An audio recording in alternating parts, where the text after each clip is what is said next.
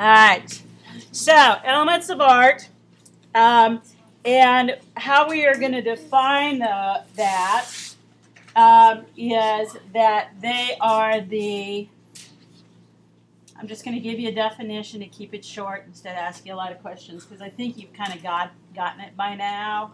We've talked about this enough. But they are the basic visual symbols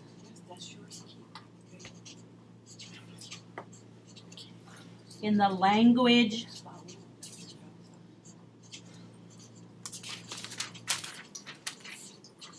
of art. Art is a language. It is a foreign language. But one of the nice things about art, and one of the reasons why everybody at Linn-mar High School should take art, is because it's a universal language. Everybody can understand art, right? But some people understand it to a deeper level than others, and you're the ones that are going to understand it. Okay, now I want to make sure, again, this is something I think we've gone through already, but just in case it hasn't become clear to you, because we're using the word symbol, I want to make sure you understand, when you say symbol, I think people think peace sign and everything like that, but symbols are all kinds of things. Basically, what is a symbol? A symbol is something that stands for something else, so it's not the real thing. When you do a peace sign, that's not peace. It stands for peace. When you write HAT, hat, stands for hat, but it's not a hat, right? Okay. So, a symbol is something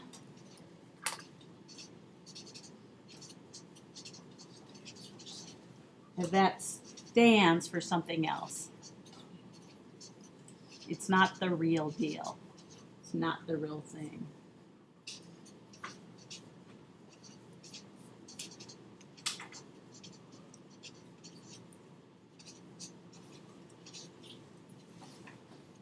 So this box cutter right here, that's a box cutter. That's the real thing. All right, if I draw a picture of the box cutter, that would be a symbol because it's not the real thing. All right, now what are the elements? One thing I want you to be aware of is elements vary from textbook to textbook. So some will say, I think every textbook would say line is a symbol. But sometimes they'll exclude some or add some, so be aware that it's not a universal set of elements, but it's the basic idea. What are those basic parts you need to make art? So the basics, so we're just going to agree on a set of symbols that are categories of symbols. And those are line, color, what else? Texture. Space. How do you know all this? You're brilliant. Okay, form. You studied? Yep. What else? Color. We got that. And shape. We got that. Oh, no, we don't. Value. What's that? Okay, line, color, shape, form, space. I think that's it. 1, 2, 3, 4, 5, 6, 7. Yeah, we're gonna use those as our basic. So those are your notes for 4. Those are a lot easier than 3, aren't they? Yeah. Okay, so I want to go through painting real quickly. All right, when you paint, I forgot to get paint. Whoops. Okay, you're gonna get a set of brushes. Some of you might have done that already. There will be a name on it. If you can just pull the name off. Write your name because it's going to be in a locker with somebody else. Who wants these brushes?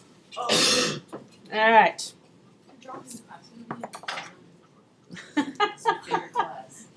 Well, maybe Maximilian always gets everything, doesn't he? Let's do Allie. I'll make you some brushes too. Okay. Don't worry. Poor child. I gotta see if I got a. Alright, so you're gonna come up and get a group of brushes. They're not all gonna be uniform set, but if you ever need a smaller brush or a bigger brush, I'll ask you. But what I want you to do is keep these for the entire quarter, and you will. Oops, I can't put your name on the YouTube. Alright, so you will keep these brushes for the entire quarter and keep them in your locker. That way, that's the best way I've found for people who are more responsible when they have their own brushes than if I just set out a bunch of brushes. Now, there are some brushes over there on the cart. Those belong to Miss, oh, I messed up your name. Anyway, you can fix it if you want to. Those belong to Miss White's 3D class. She comes in here during my prep and has 3D class. Don't use those brushes. Those are not ours. Those are theirs. Okay? And then you need a water cup, which again, I want you to, so you get your brushes, you've got your water cup, you need a rag, and you need a magazine that you're going to use for, ooh, we got vile gossip here, for your palette, okay? And then when you get your paint, somebody gave me this, it's got a little bit left in it. There's acrylic paint, which is in the cupboard back there where it says acrylic. There's tempera paint in that cupboard over there that says tempera paint, and then there's watercolor. What's the difference in the types of paint? What's the difference in the types of paint? Watercolor is, well, the real difference is there's something that they mix with paint to make it adhere or stick to the surface. So all paints have pigments in them. Watercolor, I should be able to rattle this off, and I'm not going to be able to. So, watercolor has a certain kind of thing. Acrylic has a certain kind of fixative, and so does tempera, and so does oil. I know oil is linseed oil. Tempera was traditionally egg yolk, but the tempera we used has no egg yolks in it. Acrylic has some kind of polymer, and watercolor is what? I don't know. But watercolor, in your book, watercolor is going to be the thinnest paint, and if you want to do like what we call washes where you can see through, which is really kind of a cool thing to do in your book because you can see the print, you might want to use watercolor. Acrylic has a little bit of a sheen to it, and it is probably the strongest paint. It is also the paint that's hardest to get out of your clothing. So if you get acrylic paint in your clothing, does it come out? Probably not. And over there, you can get it out if you get it out right away. Somewhere over on the clock side of the room, there are paint shirts. So if you want to wear a paint shirt when you're painting, not a bad idea. Okay, so what you're going to do is you're going to turn around and you're going to look at the screen. All right, and I scooped up with my palette knife some paint. This is where you're going to put your paint to paint from. Acrylic paint, you're probably going to want to thin out a little bit to get it smooth. It's pretty thick. Tempera paint, you will not want to thin out. It's very thin. And the tempera paint we have has this iridescence in it, so it's kind of shimmery. Now, what is the water for? The water is to wash off whatever you have before you wipe it off on your rag. The other thing is, when you clean something, or when you use an instrument or a brush, get as much off on the magazine before you put it in the water. Same thing with the brushes. I've seen already, because I haven't given you instructions, I've seen a lot of people they paint their cover, and then they've laid the brush out and wait a half an hour. Your brushes will progressively get dirty throughout the quarter. You won't be able to clean them. This paint starts drying right away. One tip I recommend is that you wet your brush before you paint with it, because it's going to then resist the paint more and your bristles will not get as dirty. It'll be a heck of a lot easier to clean at the end of the class. So you can go ahead and I'm going to thin this down a little bit. I think the acrylic is awfully thick. So what else do you need to know? So make sure that you do not leave paint in the brush.